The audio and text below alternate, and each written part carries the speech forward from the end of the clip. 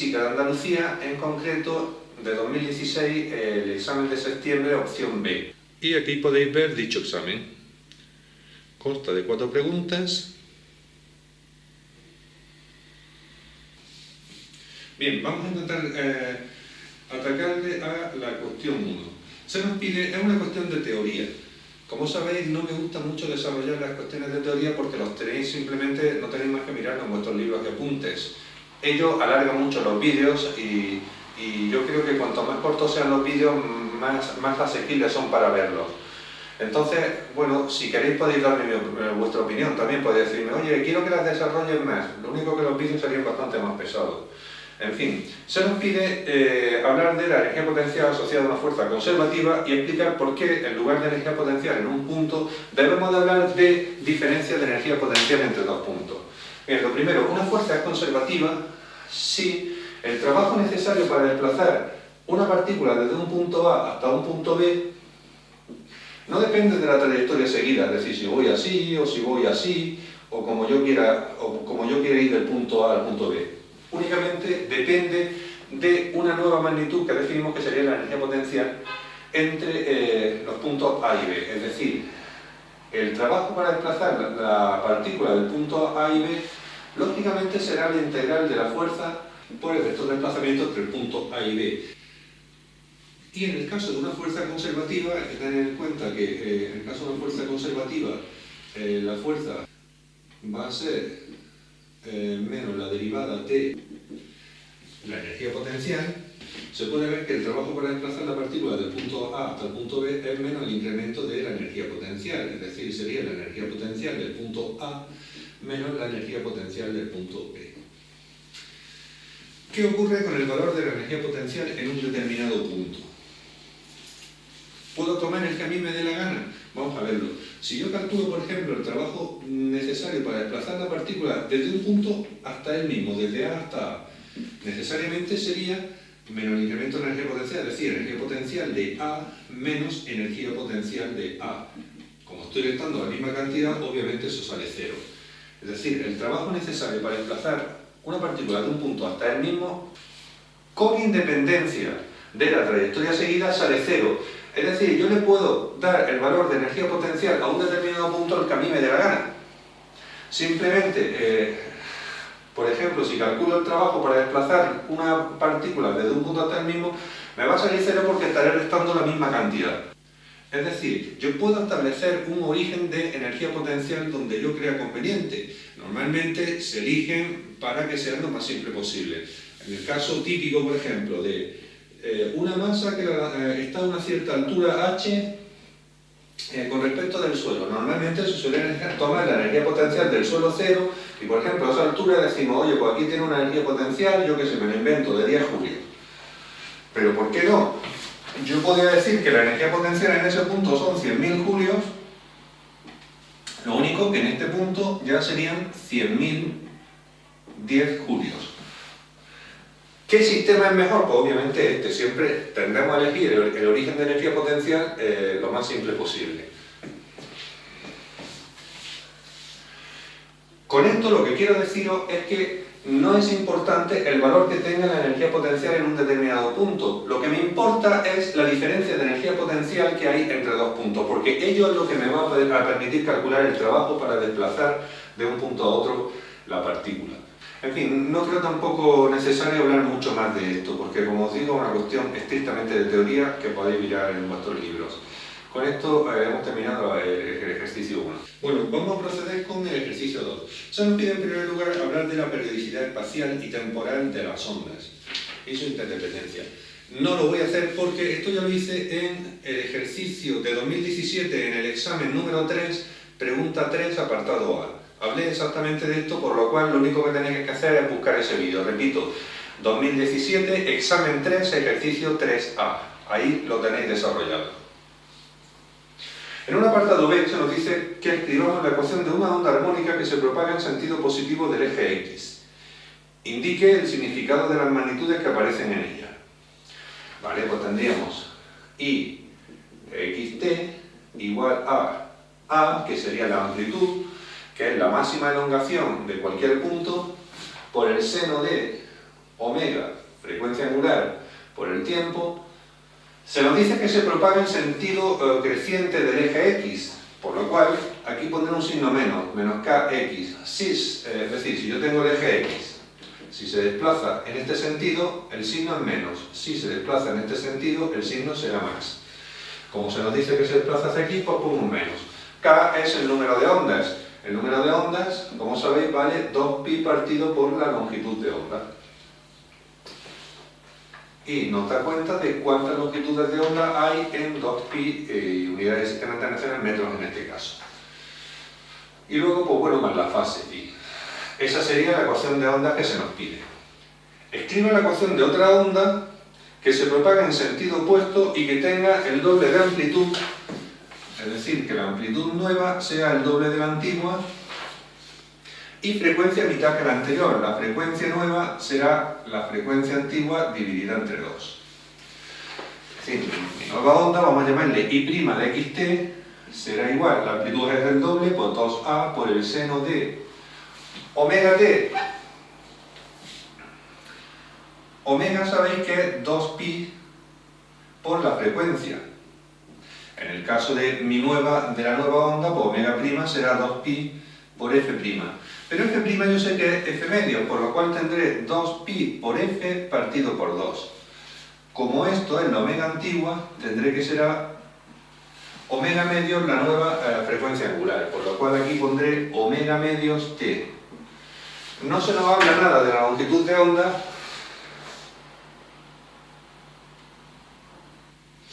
Supongo que tiene la misma que la anterior, pues ya está, ponemos menos kx más phi'.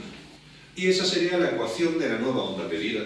Se nos pide también razones si las velocidades de propagación de ambas ondas es la misma. Aquí esto está mal expresado, ¿no? Debería haber dicho son las mismas, porque velocidades es plural. Pero bueno, al margen de eso, ¿la velocidad de propagación de esta onda es la misma que la de esta? Pues sí. ¿Por qué? Porque la velocidad de propagación no depende ni de la frecuencia ni de la longitud de onda, depende del medio en el que estemos. Por ejemplo, si yo tengo la radiación electromagnética de la luz propagándose en el vacío, pues su velocidad es c, el 299.792,458 metros por segundo menos 1. Y me da igual si se propaga en un sentido, se propaga en otro, si la frecuencia es mayor, por ejemplo, si estamos con rayos X, que si es menor o si estamos con ondas de radio. La velocidad de propagación es la misma y solamente depende del medio. Lo mismo, por ejemplo, el sonido. La velocidad de propagación del sonido en el aire es de 340 metros por segundo y me da igual si es un sonido más agudo o un sonido más grave. No importa la frecuencia. Por lo cual sí, ambas velocidades de propagación pues van a ser las mismas porque están en el mismo medio. Y con esto hemos terminado el ejercicio 2. Bueno, vamos a plantear ya el ejercicio 3. Se nos dice que dos cargas puntuales iguales de menos 3 microcoulombios están situadas en los puntos 2,5, punto que le he llamado A, y punto 8,2, punto que le he llamado B. En el apartado A se nos pide que representemos en un esquema las fuerzas que se ejercen, las cargas, y calcule la intensidad del campo eléctrico en el punto 2,0. Bueno, las fuerzas que se ejercen las dos cargas evidentemente van a ser repulsivas porque son dos cargas del mismo signo. Por lo cual, la fuerza que ejerza la carga esta sobre la del punto A irá para allá, vamos a llamarle F sub A, y esta, por ejemplo, tiene que ser de igual módulo y dirección, pero de sentido contrario. Esta sería vamos a poner por aquí el punto B, la F sub AB, la fuerza que ejerce la carga del punto A sobre la que está en el punto B. Para calcular el módulo, pues sería sencillamente K por Q, es decir, por Q cuadrado, porque son la misma carga, dividido entre R cuadrado, siendo R la distancia que hay entre ambas cargas. Es decir, R sería igual a, en este caso, la raíz cuadrada de esto que serían 3 al cuadrado más 8 menos 2, 6 al cuadrado, 9 más 36, lo que sería raíz cuadrada de 45, por lo que es lo mismo. 45 es 9 por 5, 9 sale como 3 raíz de 5. Esto sería 9 por 10 elevado a 9 newton metro cuadrado coulombio menos 2 por la carga, que sería 3 microcoulombios, 3 por 10 elevado a menos 6 al cuadrado, dividido entre raíz de 45 al cuadrado. Me sale que el módulo de la fuerza sería de 1,8 por 10 elevado a menos 3 newton. Bueno, ya tenemos representadas las fuerzas que se ejercen que ejerce cada carga sobre la otra. Y el módulo pues sería eso. Se nos pedía también intensidad de campo en el punto 2, 0. Vale, pues el campo en el punto P, campo eléctrico en el punto P, el campo total vamos a llamarle, será el debido a la carga que está en el punto A más el debido a la carga que está en el punto B. El campo debido a una carga en un punto que esté a una distancia R, en general se va a calcular como K por la carga partido por R cuadrado por un vector U sub R, que es un vector saliente de la carga y unitario. Ello significa que para esta carga el campo que genere en el punto B va a tener dirección hacia arriba, porque por ser una carga negativa, si fuera positiva iría hacia abajo, huyendo de la carga. Este sería el campo que hemos llamado E sub A. El campo que genere la carga B en el punto P va a estar sobre la recta que une ambos puntos y, de nuevo, por ser una carga negativa, apuntando hacia la carga. Este sería el campo E sub B. Pues vamos a calcularlos, cada uno de ellos. Con respecto al E sub A, sabemos que tiene dirección J, lo único que nos queda es calcular el módulo, es decir, el módulo de E sub A será igual a K por la carga dividido entre la distancia que hay entre el punto P y el punto A, es decir, 5 unidades, de la distancia al cuadrado.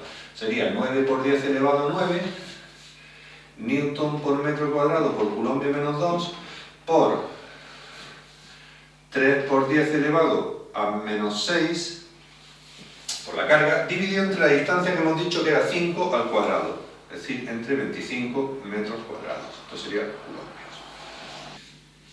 Ello me da un módulo de 1080 newton por coulombio menos 1.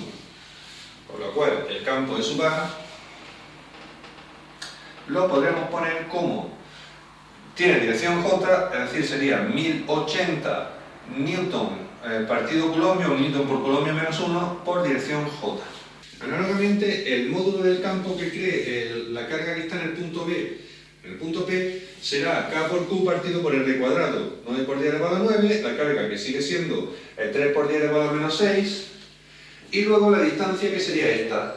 Si os fijáis en este triángulo rectángulo, aplicando el teorema de Pitágoras, sencillamente esa distancia sería la raíz cuadrada de, esto estaba en el 8 y esto en el 2, pues de 6 al cuadrado más 2 al cuadrado.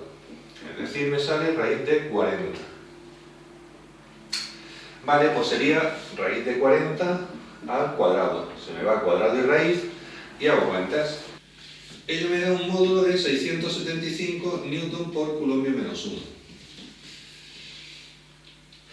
La dirección es hacia la carga, entonces lo que voy a hacer es calcular un vector unitario en esta dirección y sentido.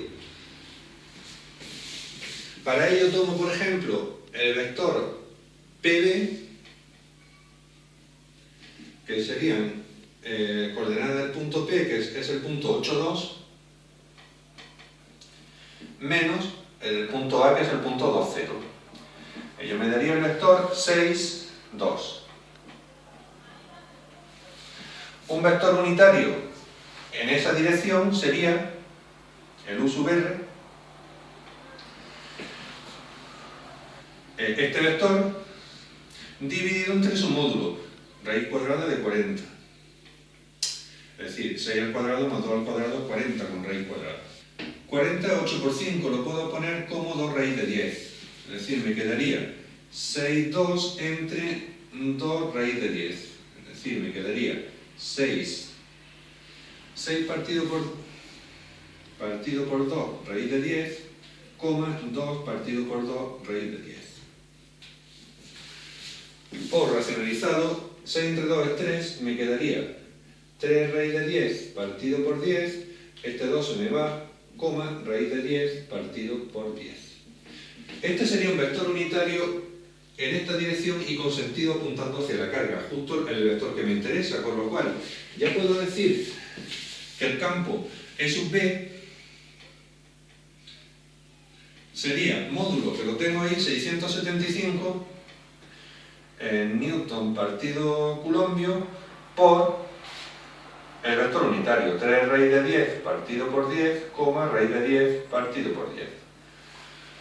Si sumamos los dos vectores, me dará el campo total en el punto P. Es decir, me quedaría 1080 J.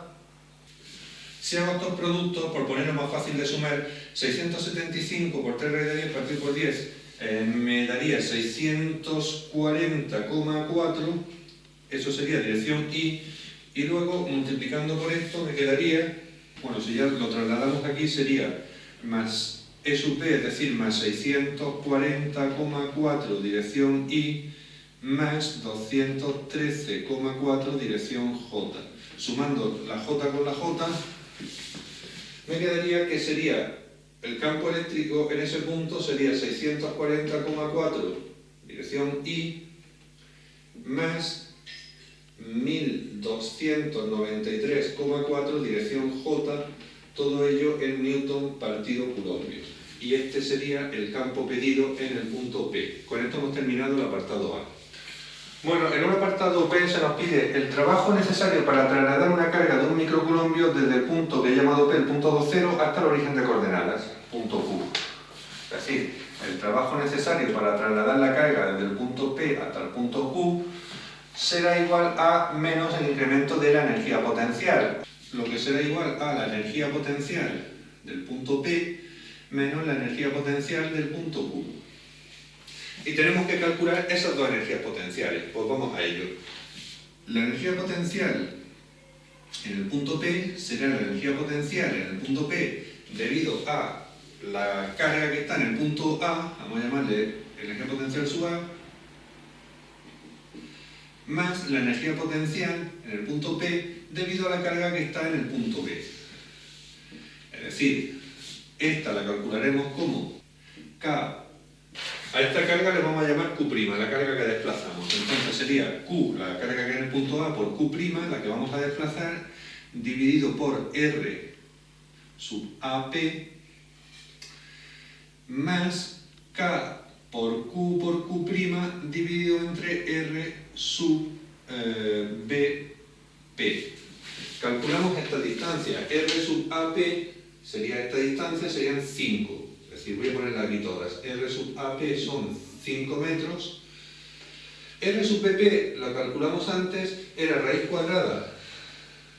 Pongo por aquí.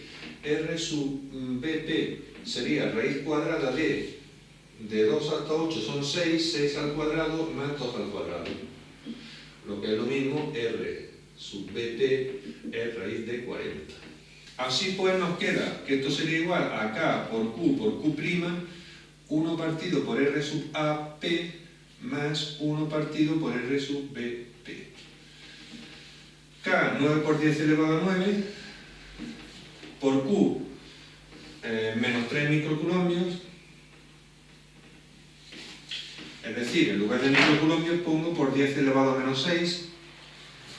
Por Q', 1 microcoulombio, es decir, por 10 elevado a menos 6 coulombios, por 1 partido por R sub AP, es decir, por 1 partido por 5, más 1 partido por raíz de 40. Ello me da 9,67 por 10 elevado a menos 3 julios.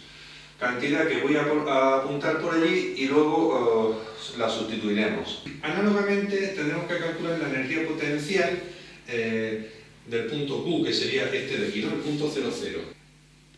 Tendremos que calcular, lógicamente, esto sería R sub AQ, y tendremos que calcular también esto que sería R sub BQ. R sub AQ sería la raíz cuadrada. Fijaros que esto sería un triángulo rectángulo cuyos catetos miden 2 y 5, de 2 al cuadrado más 5 al cuadrado, es decir, raíz de 29. Por otro lado, R sub BQ, que sería esta distancia de aquí, sería la raíz cuadrada de 8 al cuadrado más 2 al cuadrado. 64 más 4, pues me sale raíz de 68. La energía potencial en el punto Q sería la debida a la carga que hay en el punto A más la debida a la carga que hay en el punto B. Así se calcularían ambas. Es decir, sería K 9 por 10 elevado a 9 por Q', es decir, por menos 3 microcoulombios, 10 elevado a menos 6, por 1 microcoulumbio, es decir, por 10 elevado a menos 6, por 1 partido R sub AQ, 1 partido raíz de 29, más 1 partido raíz de 68. Haciendo cuentas me sale menos 8,29 por 10 elevado a menos 3 julios. Por cierto que esta también era negativa. Entonces, ya podemos sustituir aquí la energía potencial del punto P, que la tenemos aquí, que sería menos 9,67 por 10 elevado a menos 3 julios, menos, por menos más, os lo pongo así, menos 8,29 por 10 elevado a menos 3 julios. A mí me da menos 1,38 por 10 elevado a menos 3 julios. Se nos pide que comentemos también el resultado. Fijaros que el trabajo es negativo. Si el trabajo es negativo significa que la carga no se va a ir de forma natural desde el punto P hasta el punto Q. Es decir, se necesita la acción de una fuerza externa al campo para poder desplazarla desde el punto P hasta el punto Q. Y con esto hemos terminado el ejercicio 3. Vamos a resolver ya el ejercicio 4. Se nos dice un rayo láser cuya longitud de onda es de 500 nanómetros pasa del aire al vidrio. Entonces, describa con ayuda de un esquema los fenómenos de reflexión y refracción que se producen y calcule la frecuencia de la luz láser. Bien, pues si tenemos un ángulo incidente, si tenemos una de esa radiación que incide con un ángulo alfa sub i de incidente sobre la superficie de separación a aire vidrio, parte de esa luz se refractará. Como el índice del vidrio será mayor que el del aire, pues estará más pegado a la normal. El rayo refractado lo pinto más pequeñito con respecto a la vertical que el otro. Este sería el ángulo refractado y parte de la luz se reflejará. La reflexión siempre se produce con el mismo ángulo, es decir, que la luz saldrá, a ver si me sale, con el mismo ángulo con el que incidió.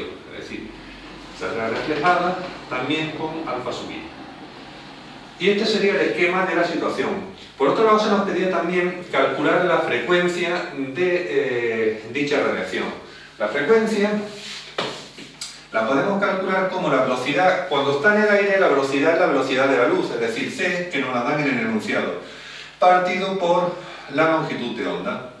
Esto sería c, que es 3 por 10 elevado a 8 metros por segundo menos 1, insisto, nos lo dan en el enunciado, el valor de c, dividido entre 500 nanómetros, 500 por 10 elevado a menos 9 metros. Haciendo cuentas con la calculadora, eso me sale 6 por 10 elevado a 14 segundos menos 1 o hercios. Y con esto hemos terminado el apartado A.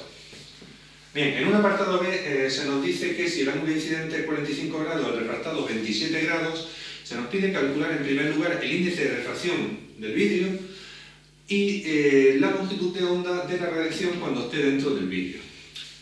Bien, en una refracción siempre podremos aplicar la ley de Snell, que nos dice que el índice de refracción, en este caso del aire, por el seno del ángulo incidente, va a ser igual al índice de refracción del segundo medio, en este caso el vidrio, por el seno del ángulo refractado. Como se nos pide el índice de refracción del vidrio, lo voy a despejar. El índice de refracción del vidrio será igual a, esto pasaría dividiendo, índice del aire por seno del ángulo incidente entre seno del ángulo refractado. O sea, 1, índice de refracción del aire, por el seno de 45 grados entre el seno de 27 grados. Haciendo esas cuentas, a mí me ha dado 1,558, redondeando. Bueno, si queréis 1,56, lo podemos tomar. 1,56, que sería el índice de refracción del vidrio. Bien, si la velocidad de propagación en el vidrio es igual a la longitud de onda partido por el periodo, bien, en este caso multiplicado por la frecuencia, la longitud de onda, esto pasa dividiendo, será la velocidad en el vidrio dividido entre la frecuencia. Tenemos que calcular la velocidad de propagación en el vidrio, pero eso es muy sencillo, porque ya sabemos que el índice de refracción del vidrio es 1,56, pero es que el índice de refracción es la velocidad de la luz del vacío entre la velocidad de propagación, en este caso en el vidrio. Despejando la velocidad de propagación en el vidrio, tendríamos, pasaría dividiendo aquí, que sería igual a C partido por el índice de refracción del vidrio, es decir, 3 por 10 elevado a 8 metros por segundo menos 1 entre 1,56 o 1,558, como queráis tomar. A mí ello me da 1,92 por 10 elevado a 8 metros por segundo menos 1. He tomado 1,56. Sustituyendo aquí ya lo tenemos todo. Es decir, la longitud de onda hemos dicho que sería la velocidad de propagación en el vidrio entre la frecuencia. Es decir, 1,92 por 10 elevado a 8 metros por segundo menos 1 entre la frecuencia, que era 6 por 10 elevado a 14 hercios o segundos menos 1, que se medían. A mí todo ello me da 3,2 por 10 elevado a menos 7 metros. Era lo que se nos estaba pidiendo, por lo cual con esto hemos terminado el ejercicio 4 y en consiguiente todo el examen. Como siempre digo, muchas gracias a todos los que me hayáis visto y espero que nos veamos en más vídeos.